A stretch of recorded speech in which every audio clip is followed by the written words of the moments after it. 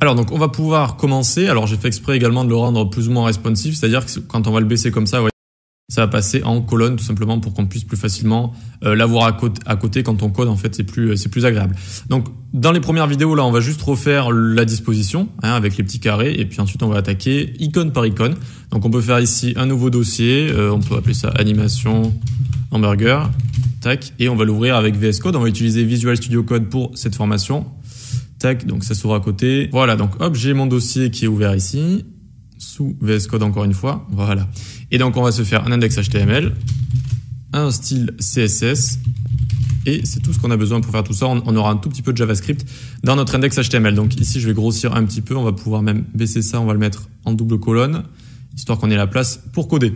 Ici, on fait point d'exclamation, entrée, tac, ça va nous ouvrir le doctype. On peut écrire FR ici. Ici, on va dire animation, par exemple. Ensuite, on va se linker notre CSS. Hop, link, style CSS. Et on va aller prendre une petite police d'écriture. Donc, font femme, Poppins. Voilà, donc on va aller sur Google Font. Poppins, tac, on clique. On va select this font en haut à droite. On clique sur l'onglet qui vient d'apparaître. On prend le link. Et on va le mettre dans notre head. Hop, on le met dans notre head ici, nickel. Et on fait clic droit, Open with Live Server, ça va nous l'ouvrir ici. Donc dans le dernier navigateur qu'on a touché, nickel. Donc on se garde l'exemple fini à côté, histoire d'avoir un repère. Voilà. Et donc pour faire le Live Server, il faut avoir d'installer la petite application, la petite extension Live Server ici. Vous le tapez sur les extensions. Vous l'installez, puis dans l'index HTML, vous pouvez faire clic droit, Open with Live Server. Ok, c'est bon.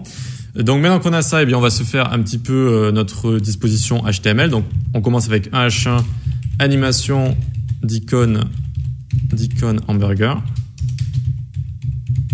Voilà.